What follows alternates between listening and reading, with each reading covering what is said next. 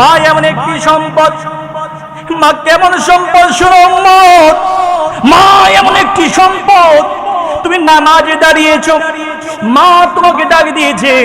আমার রাসূল বলেন উম্মত শুনো, মায়ের কণ্ঠটা শুনে তোমার বুঝতে হবে মা কি বিপদে বেশি আছেন নাকি, তোমাকে কেমন করে ডাক দিয়েছে। যদি বেশি বিপদে পড়ে থাকো, তুমি ফরজ নামাজ পর্যন্ত ছেড়ে মায়ের ডাকে সাড়া দিতে হবে। জোরে বলেন সুবহানাল্লাহ, আল্লাহু আকবার। জুরাইজ আল্লাহর একজন ওলি, জুরাইজ রাহমাতুল্লাহি আলাইহি যুবক বয়সেই আল্লাহর ওলি হয়ে গিয়েছিলেন এবং এমন ভাবে উনি ওলিত্ব লাভ করেছিলেন, উনার জবান থেকে যেটাই বলতো আল্লাহ পাক সেটাই করে দিতেন। আল্লাহু আকবার বলেন। আল্লাহর ওলির পাওয়ার আছে না নেই? আর জোরে বলেন আছে না নেই?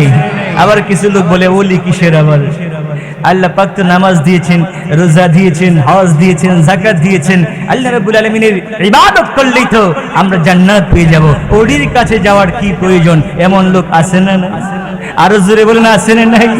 আমার রাসূল বলেন তুমি যদি তোমার ওলির কাছে না যাও, তুমি যদি তোমার পীরের কাছে না যাও, তুমি যদি তোমার উস্তাদের কাছে না যাও, তাহলে সমস্ত জীবন ভুলে ভুলে তোমার জীবন পার হবে, আর শয়তান বলবে আমার এক নম্বর ছাত্র। কথা বলেন, কথা বলেন, আরে জোরে কথা বলেন। এই শোনো, ওলির কাছে কেন যেতে হয় শোনো। এখান থেকে ঢাকা কোন দিকে বলেন তো?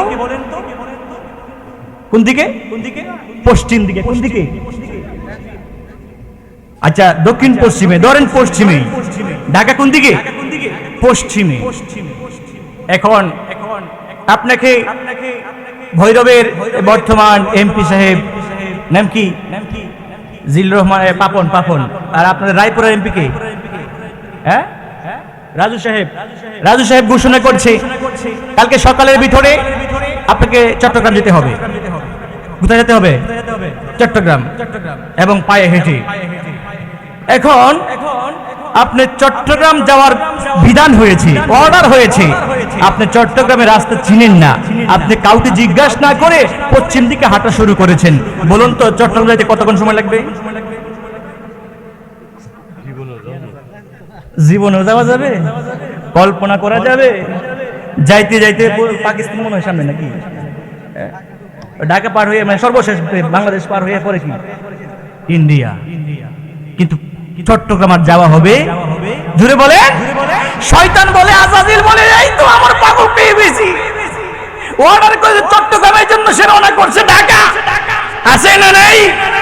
এই জন্য আমার রাসূল বলেন উম্মত তোমরা যদি জান্নাত পেতে চাও, আল্লাহর বিধান সঠিকভাবে মানতে চাও, আমি রাসূল তো পর্দা গ্রহণ করতেছি, আমি রাসূলকে এখন যেভাবে পাচ্ছ ওইভাবে পাইবা না। আমি রাসূল তোমাদেরকে শিক্ষা দিচ্ছি, তোমরা চলে যাইবা আল্লাহর ওলির কাছে।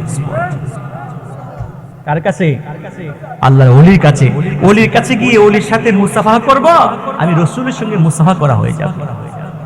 ওলির সঙ্গে মুআনাকা করবা, আমি রাসূলের সঙ্গে মুআনাকা করা হয়ে যাবে। ওলিকে সালাম দিবা, আমি রাসূলকে সালাম দেওয়া হয়ে যাবে। উচ্চ স্বরে বলুন আল্লাহু আকবার। আর জোরে বলেন আল্লাহু আকবার। এই জন্য ওলির সম্মান বিশ্বাস করতে চাই কি চাই না? উচ্চ স্বরে বলুন চাই কি চাই না?